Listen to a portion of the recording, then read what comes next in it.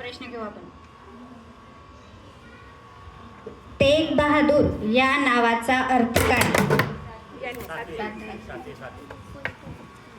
शेख बहादूर या नावाचा अर्थ तलवार धारण करणारा बहादूर किंवा प्रखर शूरवीर आहे.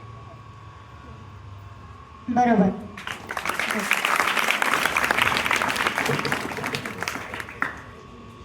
यांचे बाल नाव काय होते?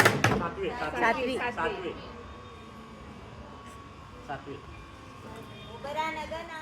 वाचलं ना तुम्ही? ठिकाणाचे महत्व काय आहे?